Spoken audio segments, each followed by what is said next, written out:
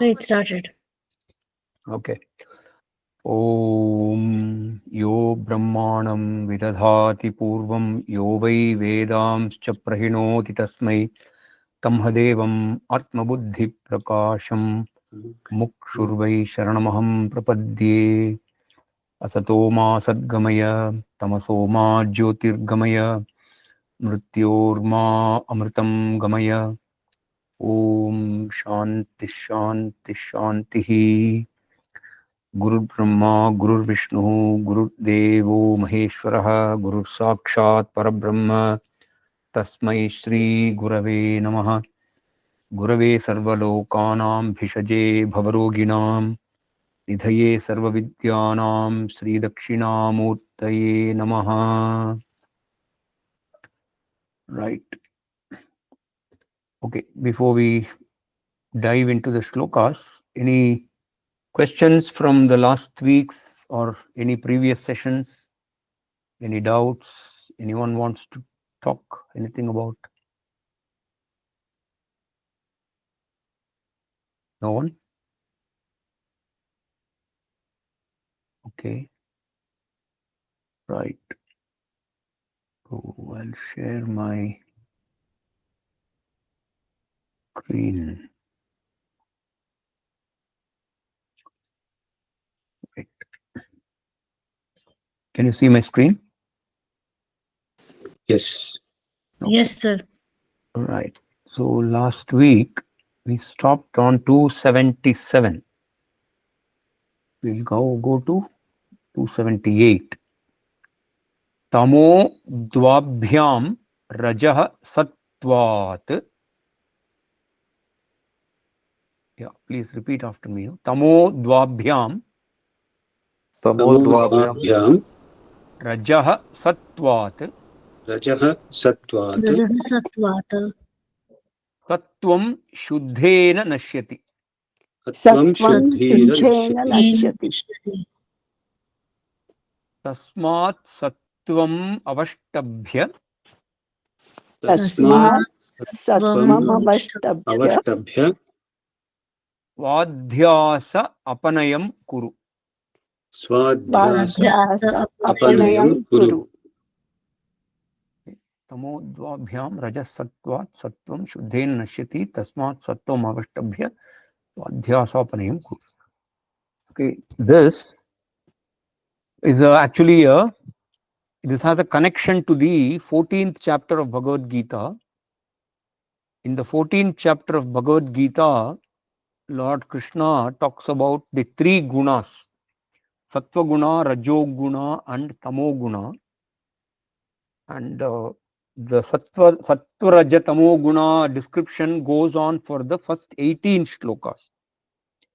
And then in the 19th and 20th shlokas, Krishna says that eventually one should transcend all the three gunas and become a yogatitaha. So there the word he uses is yogatitaha, means one who has crossed over or transcended all the three gunas. Okay, so that idea is being talked about here. So here the Acharya says there is a certain methodology or a sequence on how you actually achieve that gunatita status. Okay, so first you have to reduce, weaken and subjugate the tamoguna. So tamoguna has to be overpowered by the help of rajoguna and sattvaguna. So the tamo dvabhyam means tamaha has to be reduced. The verb reduce is not available in the shloka. Okay, you have to say nashyati. That word nashyati has to be used in every combination. Tamo dvabhyam nashyati. Rajah sattvat nashyati. Sattvam shuddhena nashyati. That is how we have to understand the shloka. Nashyati means it is destroyed. But here you should not take destroyed to be literally 100% destroyed. it is just a reduction and weakening of the tamoguna. You will have some tamoguna. Everybody will have some tamoguna. If you don't have tamoguna at all, you will never be able to sleep. Okay. Kishori ji, you raised a hand. Yeah. Does it mean here dvabhyam? That means these two, Raja and Sattva. Through Correct. these you Correct. should. Okay. Correct. Correct. That dvabhyam refers to Yeah. rajoguna and sattvaguna. So the rajoguna and sattvaguna together have to be deployed as a tool to overcome tamoguna. And then you have rajas and sattva, predominant. That rajoguna also has to be weakened using sattvaguna. And then at some point, the most predominant guna will be sattvaguna, and the other two will be very weak. At that point, the word shuddha here is not a fourth guna. There are only three gunas. There is only sattvaguna, rajoguna, tamoguna. The word shuddha literally means there is something called shuddha sattvam, which is uncontaminated sattvaguna, but that is still sattvaguna. Okay, here the word shuddham refers to jnanam. So once you attain jnanam, that jnanam has to be used as an instrument to not destroy sattvaguna but disown sattvaguna. The nashyati has a different meaning when it comes to sattvaguna, because you really cannot destroy any of these gunas, literally speaking. A jnani is still full of sattvaguna. All his actions are sattva dominant. But the jnani says, look, I am not the mind, and all the gunas belong to the mind. I am really speaking Chaitanya Swarupam, I am Brahman, and mind is just an incidental covering that I have. So really speaking, the Sattva Guna is also not part of me. So he distances himself from his mind and thereby distances himself from Sattva Guna also. That is how you become Gunatitaha, or you transcend the Sattva, Rajas and Tamo Guna. Great. Okay. Yeah. Guru Dutt, you have a question. Please unmute. Yes, Vasudevanji. Here, the gunas have many, translations in English or to any other language. Mm-hmm. So when we say Rajas, Sattva, Tamas, what translation or what interpretation is it referring to here? See, anybody who's not familiar with the Vedic tradition can give all kinds of translations, but we come from the tradition, so we rely completely on the Bhagavad Gita and the Shankara Advaita tradition interpretation. There are so many acharyas who have written commentaries, and the Bhagavad Gita shloka itself makes it very clear. Tattvam sukhe sanjayati rajak karmani bharata jnanam avrityutamaha pramade sanjayatyuta. That is one shloka. Okay. Sattvam eventually gives you happiness. Sattvam sukhe sanjayati. So sattvam keeps you happy. Happy in the sense, not jumping up and down like in a party, but you enjoy a certain peace of mind and tranquility. That is here called sukham. Okay. Okay. So your mind is stable and tranquil, shantaha, and you are not agitated, and that's very important. And that is the peace of mind that one enjoys when the sattva guna is prominent. Rajaha karmani, and rajo guna propels one to physical action. So somebody who is always running around and trying to meet deadlines and achieve this and that, physical activity is the characteristic of rajoguna. And tamoguna is something that causes laziness, sleep, negligence and all that. I'll read that appropriate shloka. Okay. Tatra sattvam, this is 14th chapter, 6th shloka. Okay. 6th shloka onward. Tatra sattvam nirmalatvat prakashaka manamayam Sukhasangena badhnati jnanasangena chanaga. So, Tattva Guna, here the word prakasham is used. The word prakasham doesn't mean some kind of a light is coming out. No, that's not the word. Prakasham here means it is awareness, consciousness. No, I explained in one of the earlier sessions, and in Vedanta, the word or concept of light is used to denote awareness. Okay. Anything, the way we define light in Vedanta is, light is that entity in whose presence things are known. Okay. Light is that entity in whose presence things become known. Okay. Yeah. And when you want to know something, the most important ingredient is your awareness or consciousness. Even in the brightest sunlight, if you are not aware of something that is happening in front of you, you miss it. Yes. Yeah. So ultimately, the word prakasham is used in Vedanta to denote chaitanyam, consciousness. Okay. Yes. So prakashaka manamayam means the sattva guna dominant person is always self-aware. That is the meaning. Okay. The person is self-aware and he is very watchful, mindful. You have all these mindfulness workshops that is going on in this world today. A lot of people conduct mindfulness workshop. Have you heard about it? Yes. Yeah. So what is this mindfulness? This mindfulness is essentially a certain self-awareness. When you are doing something, you are closely following what you are doing. You are aware why you are doing something, and you are doing it consciously. You are not doing it absent-mindedly. That is awareness. Okay. So the sattva predominant person is aware, self-aware. Okay. And sukha sangena badnati jnana sangena chanaga. Sukha sangena means, as I said, it is the peace of mind that you enjoy. Jnana sangena means you are always open to learning, absorbing knowledge. So in a class, let's assume you are attending some course. If you want to listen to the teacher and absorb what is being told, you need a very sharpened, attentive mind. And that is possible when you are sattva predominant. Okay, if you are distracted by some activity, you become rajas predominant. Or if you are feeling sleepy, you are tamas predominant. So when you are listening to a teaching, you need a lot of sattva guna to help you. So sattvam sukha sangena jnana sangena. That is the 6th shloka.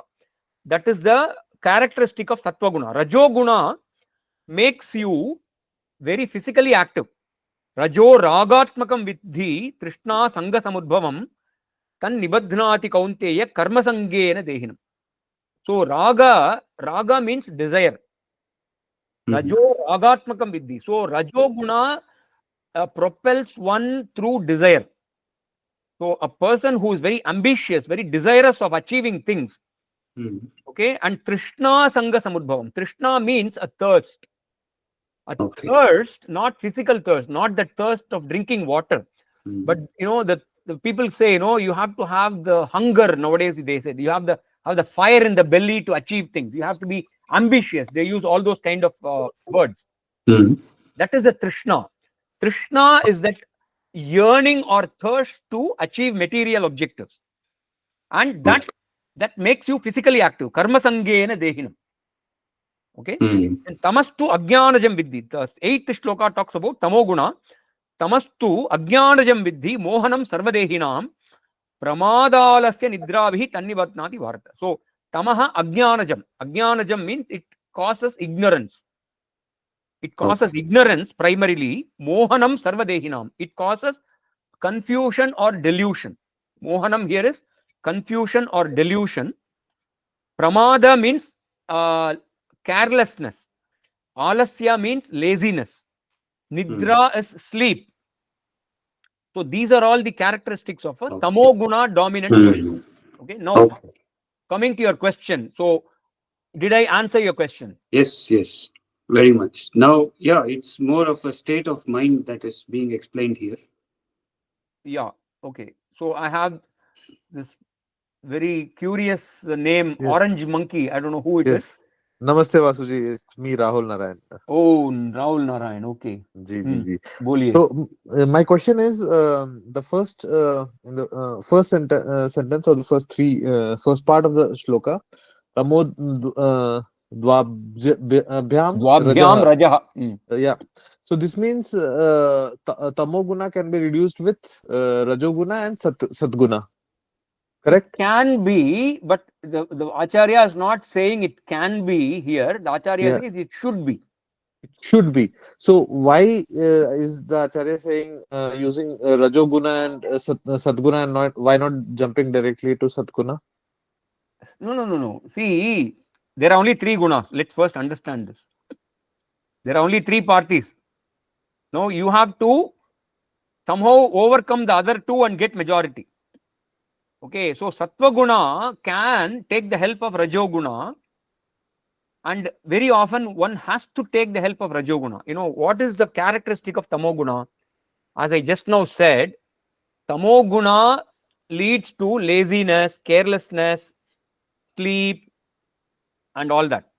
Now, when you are feeling sleepy, you cannot directly evoke Sattva Guna. You have to first physically become active, overcome the sleep, and then you become attentive. You know, in a class, let's say you have you are attending college and you have lectures immediately after the lunch break, and typically those lectures everybody will feel sleepy.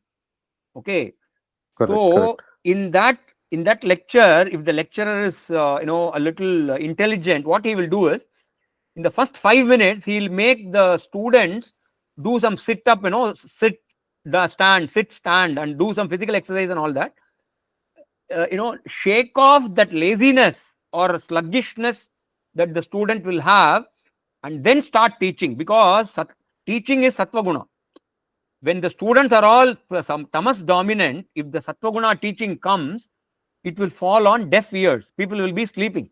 So you first have to bring the Sattva, the student from tamas to Rajoguna, and from Rajoguna, the transfer to Sattva Guna is easy. The Rajoguna is something that is like in between, it's a buffer. So Good. very often you have to use Rajoguna to overcome Tamoguna. And it's very difficult to directly overcome Tamoguna with Sattva-guna. It doesn't work normally. You can try. When you are sleeping, you get up in the morning, first thing what you do, I mean, you don't start some what do you say, mental activity. You don't start doing meditation immediately. You first have to bring your body up to a certain energy level, and then you do meditation. Right or not? Correct. Yes. Yeah. Got Okay. it. Thank you, Ji. So, Subhashini ma'am, unmute. When you were explaining about Sattva Guna, you said that we have to disassociate with Sattva Guna slowly, because it happens in the mind level. And so can you please explain me that, sir? See, again, go back to 14th chapter only. Okay. But ultimately, the teaching, I'm not here to teach 14th chapter in full. In the 14th chapter, what Shankaracharya finally says is, all the 3 gunas are some kind of a bondage. Tamoguna is definitely a bondage because it makes you lazy and careless and negligent and all that. Rajoguna is also a bondage because it distracts you. It doesn't allow you to sit in one place and focus on the teaching. Okay, so you can understand that Tamoguna and Rajoguna are bondages, but you may wonder why Sattva-guna is a bondage. Okay. Yeah. Now, Sattva-guna becomes a bondage when you become so addicted to that peaceful and quiet environment that even a slight disturbance will cause a lot of irritation. Okay. So a balanced Sattva Guna is not bad. But then there are people who become so used to having a very quiet environment that if some visitors come, they feel that their privacy is invaded. So what Krishna wants to say and what Shankaracharya explains is that ultimately the hankering after sattva environment is also not a healthy thing, because in life, in this world, you cannot always have everything at sattva level. There will be situations where it will be rajas or tamas dominant, and you have to be able to hold your temper or your mood and not allow yourself to get disturbed. Ultimately, the idea is to insulate yourself from any kind of mental disturbance. Whatever happens, you maintain a certain composure. That is important. So if you become too addicted to sattva guna, that is also not good. So that is an extreme that you have to avoid. And the jnanam that you get is what? The jnanam that you get is aham brahmasmi. My true nature is chaitanyam, consciousness, and all the gunas belong to the mind. So the sattva guna, really speaking, doesn't belong to me.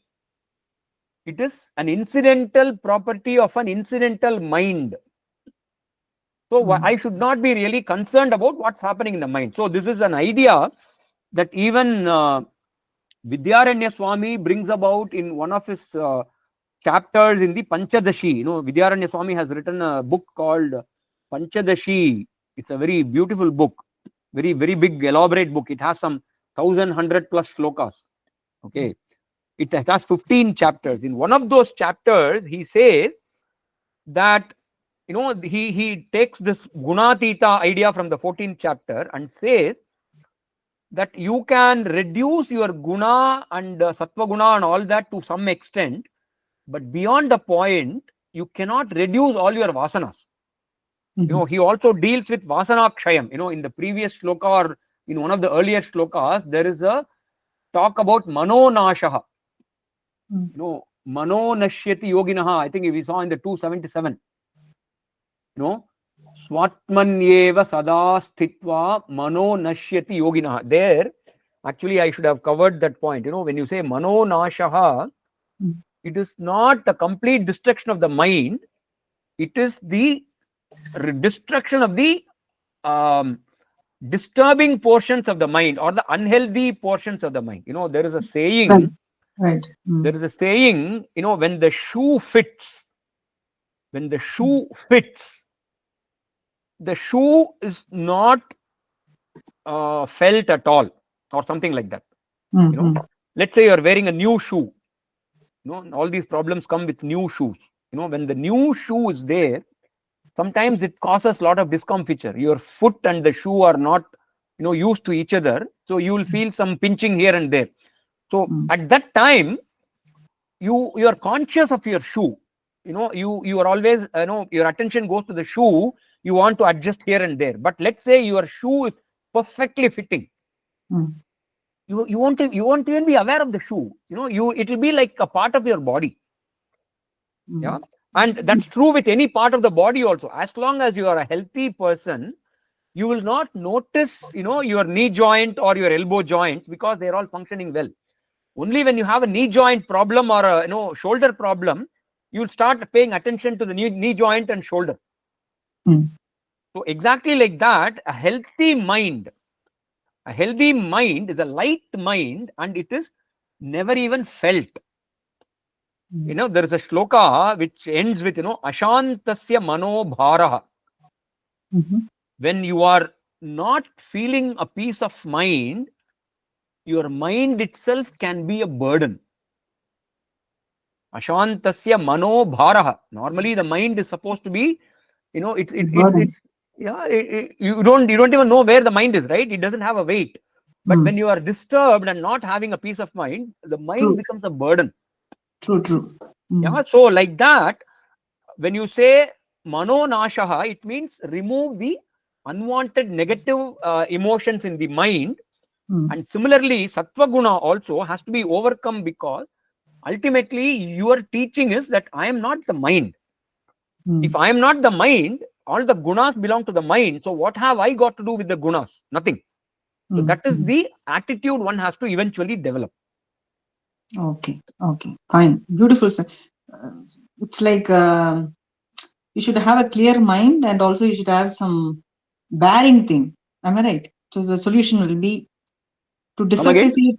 Come again. You must have some what? Bearing. I'm trying to find out the solution to how I can dissociate myself with this sattva guna.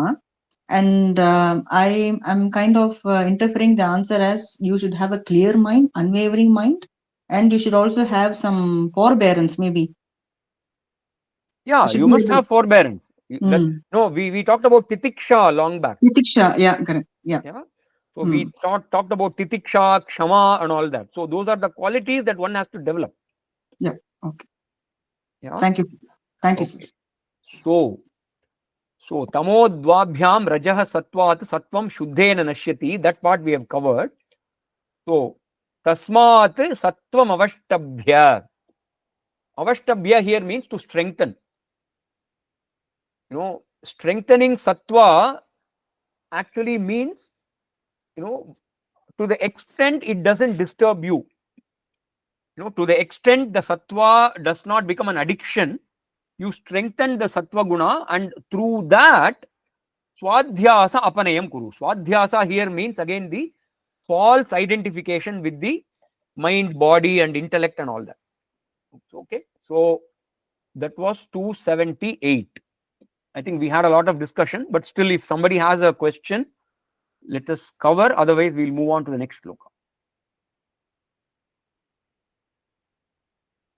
Any questions? Anyone? No? Okay. Then we'll go to 280. No, 279. 279. No? Prarabdham pushyati. Prarabdham Prarabdham pushyati. pushyati Vapuriti.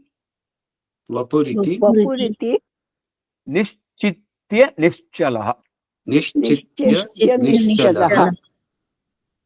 Dhairyam alambya. Dhairyam Yatnena. Yatnena. Swadhyasa apanayam kuru. Swadhyasa apanayam kuru. Okay, so prarabdham pushyati vapuriti nischitya nischalaha dhairyam alambya yatnena swadhyasa apanayam kuru. Okay, so this is actually a shloka addressed to the sannyasis. So it is a little difficult to completely follow this shloka for people like us who are basically grihasthas, running a family and having worldly duties and all that. So let us first understand what the shloka says and then see how we can moderate the moral or the lesson we can learn. Okay, so prarabdham pushyati vapuhu iti nischitya nischalaha dhairyam alambya. So prarabdham. So prarabdham is a prarabdha karma. Prarabdha karma. So prarabdha karma, as I have explained before, there is a sanchita karma, which is a huge bundle of karma which we have accumulated over so many millions of past janma, and one small piece from that huge bundle initiates one janma. That one small bundle that initiates one particular janma is called prarabdham. Okay, and that janma continues until the prarabdham is completely exhausted. That is the concept of karma and how it connects to each birth, each janma.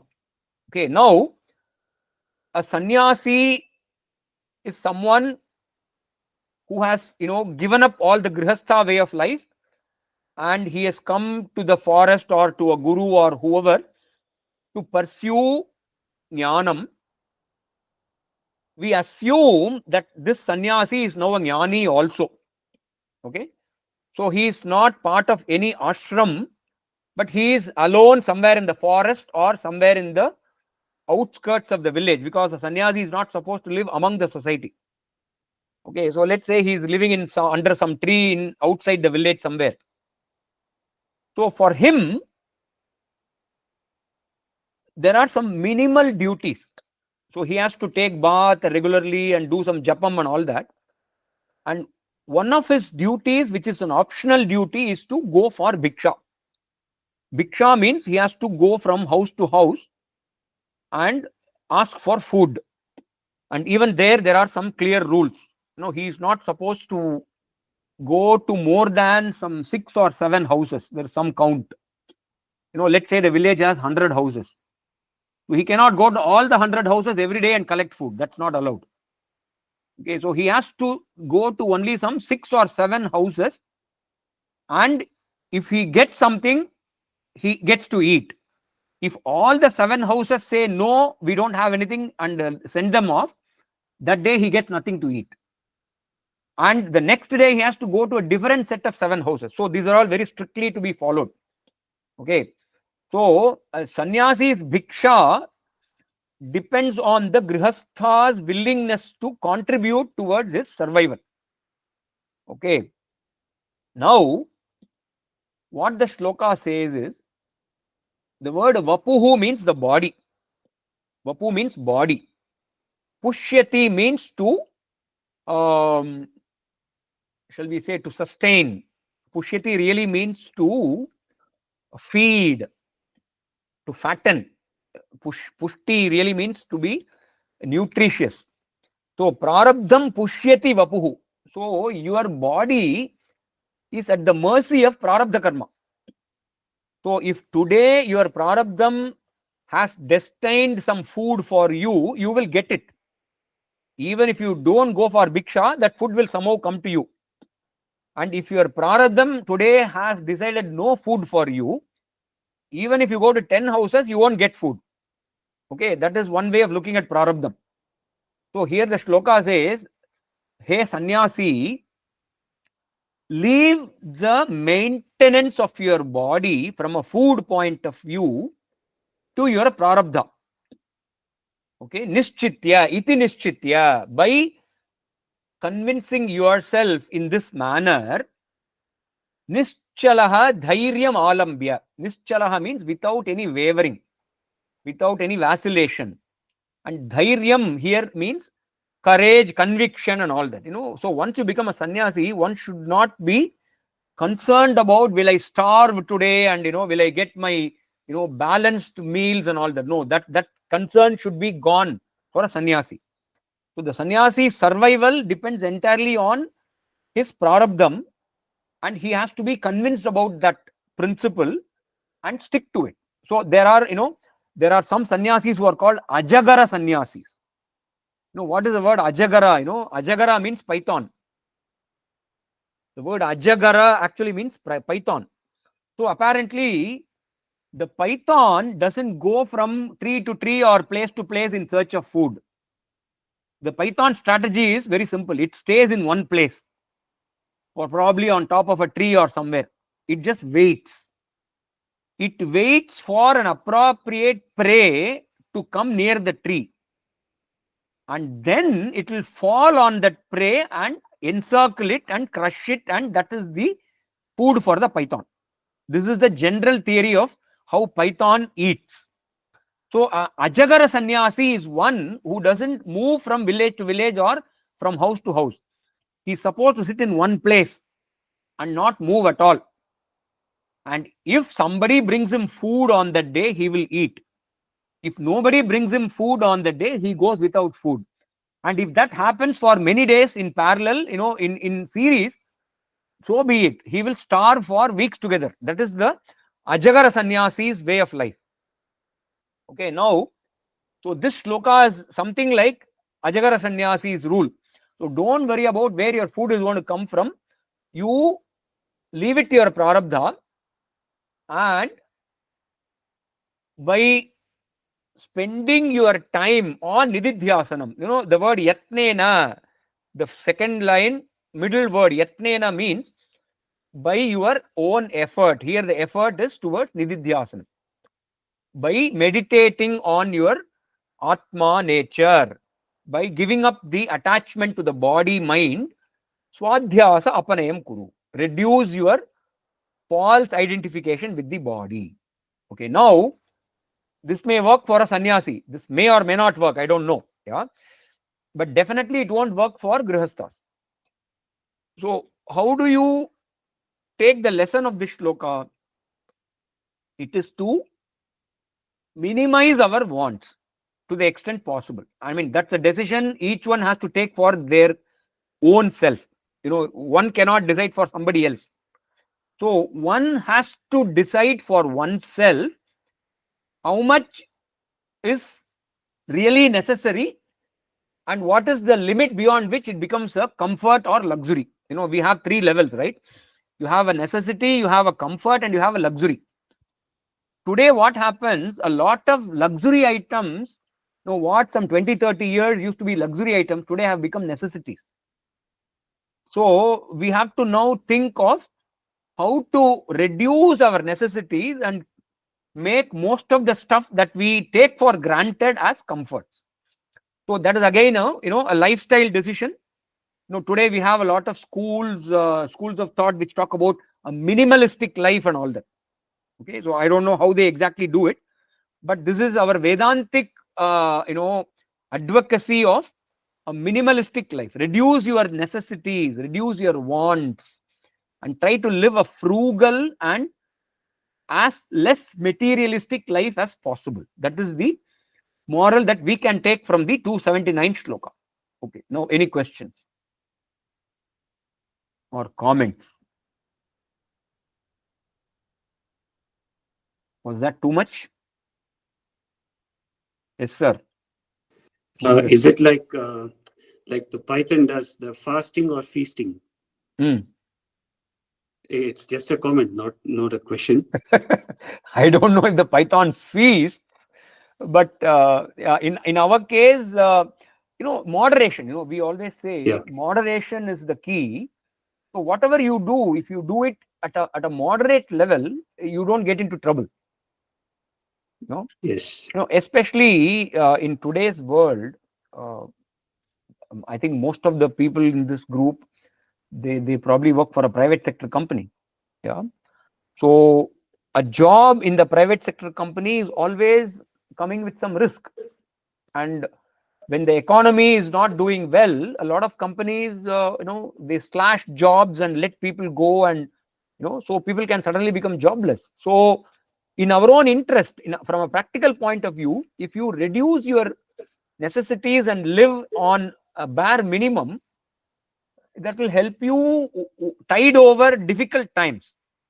Yeah, I mean, God forbid nobody should get into difficult times and they should all live a comfortable life, but you never know, right? So who expected in 2022 that Ukraine war will happen and all the prices will go up?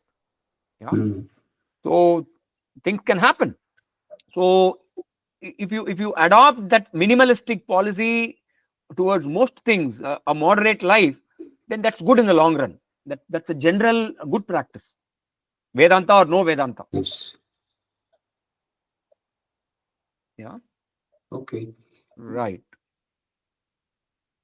Okay. We'll go to the next shloka, 280. Okay, 280. Naham jivaha param brahma Brahma etat iti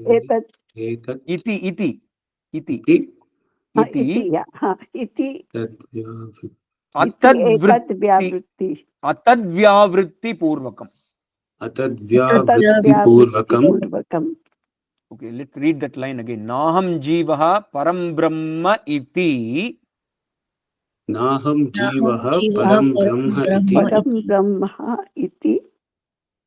Atadvyavritti purvakam. Vasana vegatah prapta swadhyasa apanayam kuru.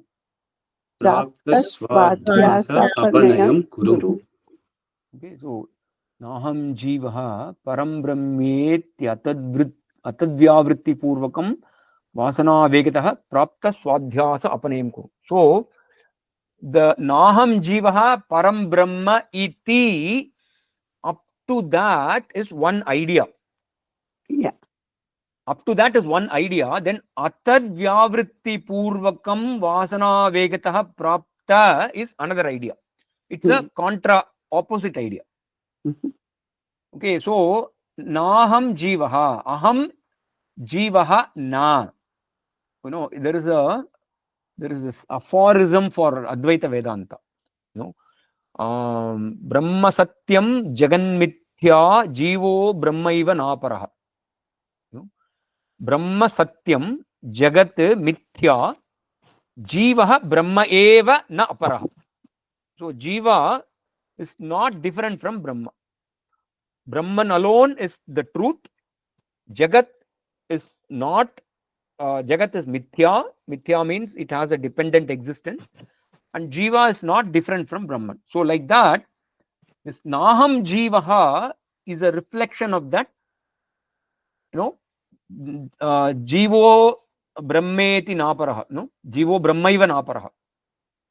The Jivo Brahmaiva Naparaha is here paraphrased as Naham Jivaha Param Brahma Iti. So this must be the idea that should be meditated upon. I am not really a Jiva. I am Brahman, the Brahman, Brahman with a capital B. Okay, that should be the thought on which meditation should happen. That should be the thought that is always anchored in one's mind. Okay, contrasted against Atad Vyavritti Purvakam. Atad Vyavritti. Now the word Vyavritti means thought. Vritti is a thought. Vyavritti is repeated thought, you can say. Yeah. Vyavritti means repeated thought. And what is that repeated thought? Atad Vyavritti. Here the word Tat means Brahma. Atad means non-Brahma. So Atad Vyavritti Purvakam means by the non-Brahman related thoughts. That is what? Non-Brahman means what? Anatma. Basically, Brahma is Atma, non-Brahma is Anatma. So Anatma means body, mind, world, all those material things and everything. So Atad Vyavritti Purvakam Vasana Vegataha. Vasana Vega. Vasana is that impressions from past janmas, which we talked about in the earlier shlokas also. We talked about Vasana Trayam. You know, Deha Vasana, Loka Vasana and Shastra Vasana. So that Vasana, or in other words, what is called Samskara, that is the deep impressions that our mind carries, and that is actually reinforced over so many janmas because we have been identifying with the body mind all along, and suddenly in this janma you come across the knowledge that you are not the body mind. So that, you know, if you have driven a nail into a piece of wood using 100 hammerings, you know, let's say you hammered that nail 100 times into that piece of wood, removing that piece of wood will not be easy. It will require as many number of pulls with the claw hammer, because the 100 times hammering has made it so deep into the piece of wood. So extracting that nail will be that much more difficult. Exactly like that, if you have a certain vasana that has been coming with you for millions of janmas, removing it in one janma is going to be not so easy. So that Atad Vyavritti Purvakam Vasana Vegataha refers to that false identification with your body-mind complex. So by resorting to the Naham Jivaha Param Brahma meditation or the thought process, remove or weaken or erase that Vasana which has been created so deeply, and through that meditative process, which we are now calling Nididhyasanam, reduce your false identification. Swadhyasa apanayam kuru. Okay. Was that difficult to follow? Yeah, could you please repeat the whole thing, particularly atadvyavrutti purvakam. So the word tat has to be understood as Brahman. Yeah. Tat is Brahman. Atat means non-Brahman. Okay. Which is, what is non-Brahman? Non-Brahman is Anatma, which is what I said. Yeah. No, Anatma is body, mind. So Atat Vyavritti means the thought process connecting you falsely with the Anatma. That is the false identification with body, false identification with the mind, intellect, false identification with all the worldly connections that come with the body. All that is Atad Vyavritti. And that Atad Vyavritti is connected to the Vasana Vegam. Yeah. Vasana is very strong. That Vasana Vegam, Vegam normally means speed, but here it is not speed, it is the strength. The strength. Strength. Force, you can say force. The Vasanas are so forceful that it takes a lot of effort to overcome that force of habit. You know, we have this word in English, force of habit. Yeah. That force of habit is nothing but Vasana Vegam. Yeah. Okay. Thank you. Hope that's clear. Yes. Anyone else? Any other comment? Shall we move on? Yes. The next sloka, 281. Yes. Yeah. 281. Okay. Shrutya yuktya. Shrutya yuktya. Swanubhutya. Swanubhutya. Jnatva. Sarvatmyam. Atmanah. Kvachit. Abhasatah. Prapta. Swadhyasa apanayam kuru. Okay. So, Shrutya yuktya swanubhutya jnatva sarvatmyam atmanah kvachidabhasata prapta swadhyasapanayam kuru. So, Shrutya refers to the process of Shravanam. And Shravanam, I have defined in one of the earlier classes. I'll repeat it for the convenience of those who may not have heard that one. Shravanam is defined as the consistent and systematic study of the Vedantic scriptures for a length of time under the guidance of a competent traditional living acharya. That is the definition of Shravanam.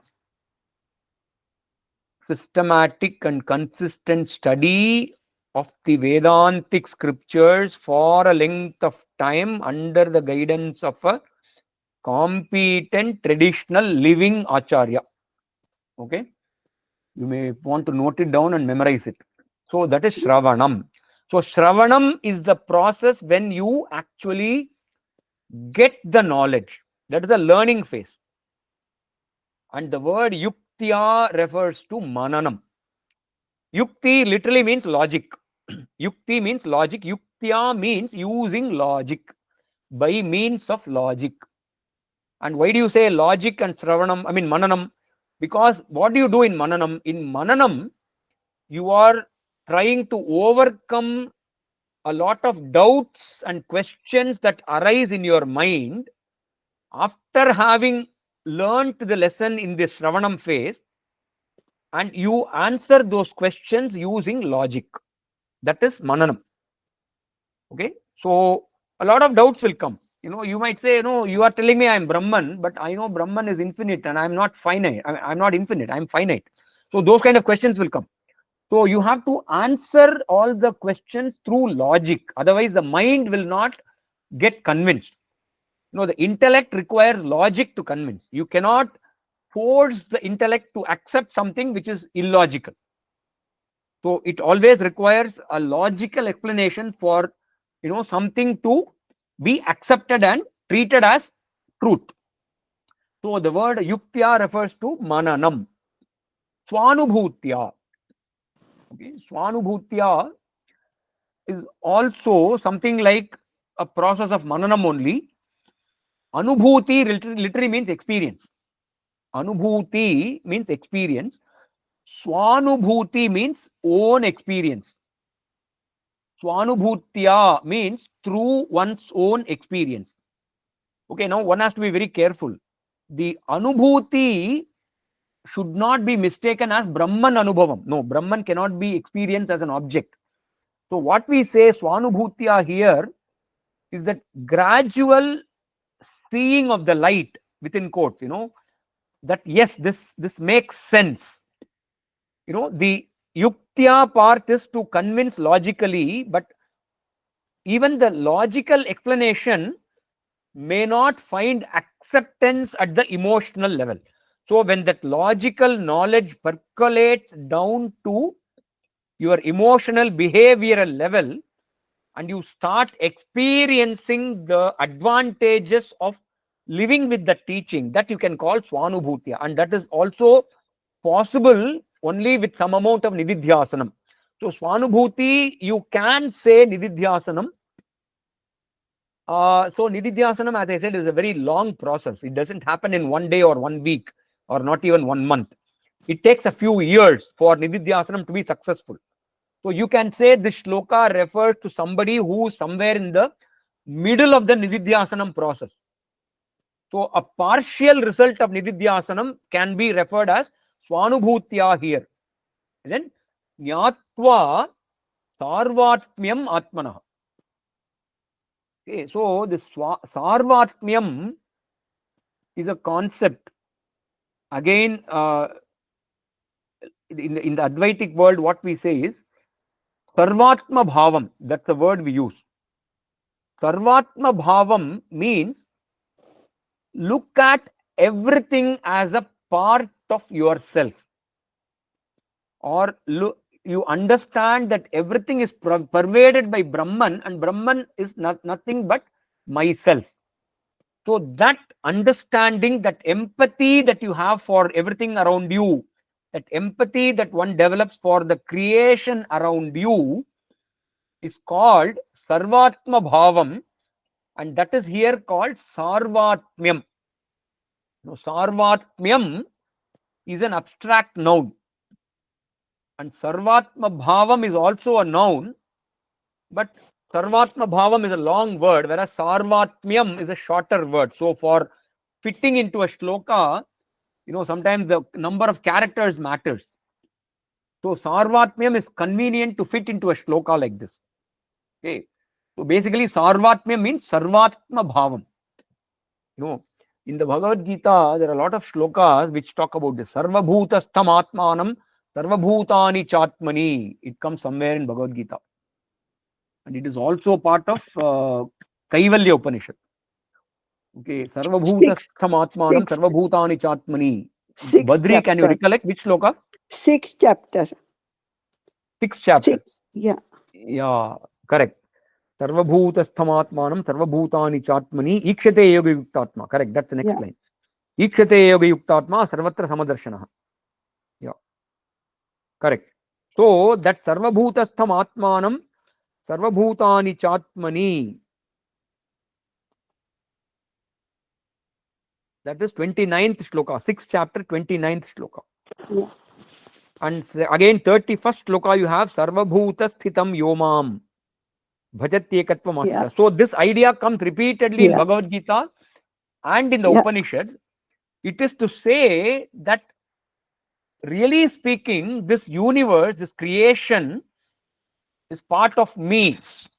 I pervade all of this creation. So if some harm happens to anything in the creation, that is as though I am being harmed. That kind of an empathy one has to develop. That is here called Sarvatmyam Atmanaha. Atmanaha is one's own. Yeah. So that is the first teaching. So you have to use the first line to help you in your Nididhyasanam effort. And what is the effect? What is the result? Kvachit abhasatah prapta swadhyasa apanayam kuru. So abhasa means a mistaken notion. Abhasa literally means a fake. Abhasa means fake. F-A-K-E, fake. Something that is not real. So, Kvachid Abhasatah Prapta means this idea that I am the body, I am the mind is actually a wrong idea which you somehow acquired through a false notion. So, that is here called Abhasatah Prapta. Swadhyasa. Swadhyasa is a false identification. So, that false identification is the result of some false, wrong notion. So, by resorting to the teaching as given in the first line, by resorting to Nididhyasanam with the help of Shravanam, Mananam, Nididhyasanam, you remove the false identification which you acquired through some mistaken notion. So, all the shlokas, the word Swadhyasa Apanayam Kuru, you will see, is a repeated idea, and all these are to say you have to somehow get out of that notion that I am the mind, I am the body, and I am the intellect, and all that. So that's the whole focus in all these 10 shlokas. Okay, so that was 281, right? Yeah. Okay. So I don't think we'll have time to do one more shloka. We are close to 9 o'clock. So if there are any discussions, we can maybe have a couple of minutes to talk. Any questions or any ideas, connected ideas that people want to share? No one? Yes, sir, I have a question. It's a kind of more of a logistical question, maybe. So, in this, when you said that it's the Shravanam, Mananam, Nidhyasanam, those are the 3 stages, right? And in learning, and in Shravanam, you're basically learning the scriptures. So, from a traditional living guru. So, my question is that kind of, I mean, does it repeat for every scripture you learn, or, but I mean, in the end, all of them say the same thing? Like, I mean, it's the philosophy of Vedanta, and all of them say the same thing, that I am Brahman. So my question is that a repetitive process, or is it like you learn all the scriptures and then you do Nididhyasanam? I mean, does it make No, no, sense? Question. no. When I say scripture, I'm Yeah. not talking about one Upanishad or another Upanishad. The whole body of Upanishads in total is called scripture. Okay. So it doesn't matter if you have learnt one Upanishad or 100 Upanishads. Swami Chinmayananda or Swami Dayananda Saraswati, one of them, famously said this. It doesn't matter how many Upanishads you have gone through. What matters is how many Upanishads have gone through you. Okay. So this is a quote from Swami Dayananda Saraswati, if I'm right. Okay. Doesn't matter if you have studied 100 Upanishads, how much of the teaching is sticking to your head. That is what is important. Ultimately, if you are following the Advaita school, all the Upanishads have exactly the same teaching. No, in the tradition, we don't study 108 Upanishads. Okay, today, actually, there are some 250 Upanishads available in print. If you go to some Gita Press or some of those, there is a bookstore called Banarsi Das or something in Chennai. Okay, that Banarsi Das bookshop has all the Sanskrit books, and there are many such bookshops in Banaras and in Delhi, Bombay, and all that. So they will have 250 Upanishads in print. You don't have to read all the 250. Even if you have read 2 or 3 Upanishads thoroughly and you have understood the teaching, then your Shravanam is over. You don't have to do any more Shravanam. In fact, the first 10 sessions that I conducted, it was basically a sort of a digest of all the Upanishads and all the Upanishadic teachings from the fundamentals to the highest point I've covered in those 10 sessions. Okay, so I'm not boasting, But this is a fact. So if you have gone through those 10 sessions, It is you really have true. your Yes, sorry. it is really true. Yeah, so I've tried to give you You the have complete covered essence of really. the Vedantic teachings in those 10 sessions, Yes. and then your Shravanam is over. Okay, and all that we did after that is just the icing on the cake.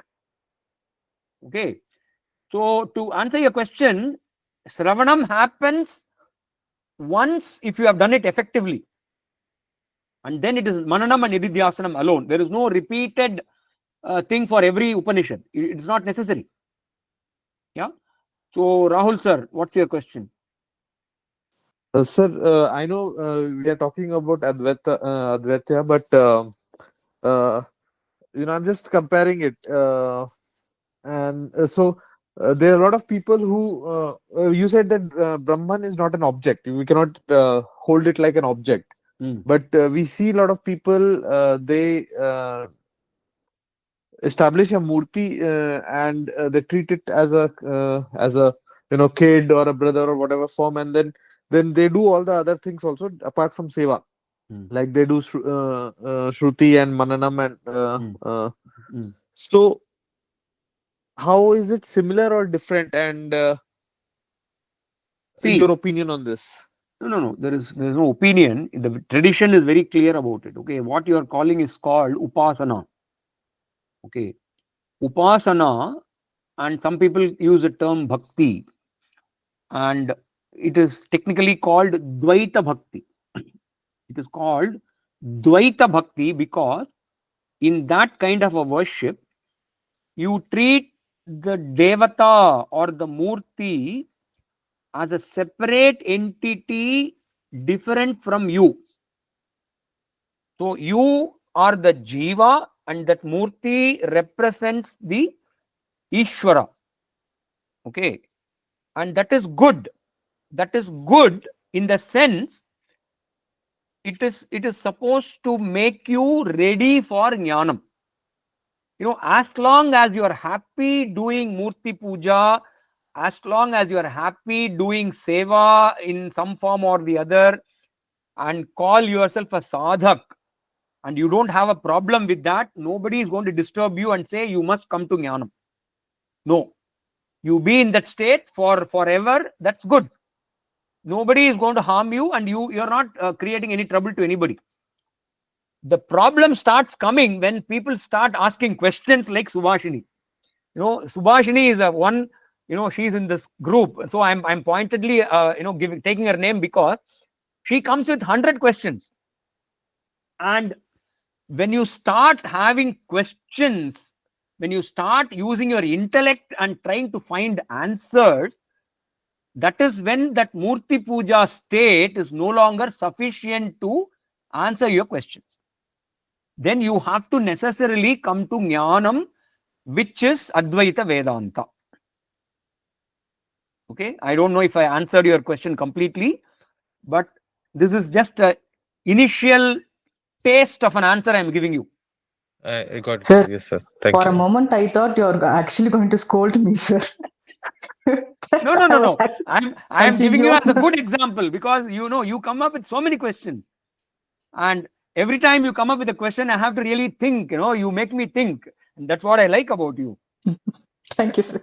Okay, so I really have to think from all angles before answering to Subhashini, because if I don't give her a proper answer, she'll come up with 5 more questions. That's right. Okay, so I mean, Murti Puja is fine. Murti Puja is absolutely fine. As long as you're happy with it, no problem. Continue to do it. But sir, I've seen in my search, only if I come to you, it gets an end. I've seen that. I've tried a maximum to not trouble you, Okay. but only if it comes to you, it comes an end. Or maybe I have satisfaction, maybe. But thank you, Maybe. thank you. Yeah. Thank you so much. Thank you. Yeah. I mean, you really provide me a lot of inspiration to come up with a proper answer. That's very important. You have it, sir. Great. So I think we are done. I don't think anybody raised any hand. I thought Badri's hand went up, but probably it went up by mistake. Okay. So we'll close the class for today. Yeah. Thank you, Om. Mr. Thank you. Vasudevan. Thank you, ji. Yeah. Om Purnamadaha Purnamidam Purnat Purnamudachyate Purnasya Purnamadaya Purnameva Vasishyate Sarvesham Swastirbhavatu Sarvesham Shantirbhavatu Sarvesham Purnam Bhavatu Sarvesham Mangalam Bhavatu Sarvepi Sukhinas Santu Sarve Santu Niramayah Sarve Bhadrani Pashyantu Ma kaschit dukkhabhag bhavet. Om Shanti Shanti Shanti. Thank you so much. Namaste. Thank you. Shubhratri, sir. Thank you. Namaste, sir. Thank you, sir. Thank you all. Thank you.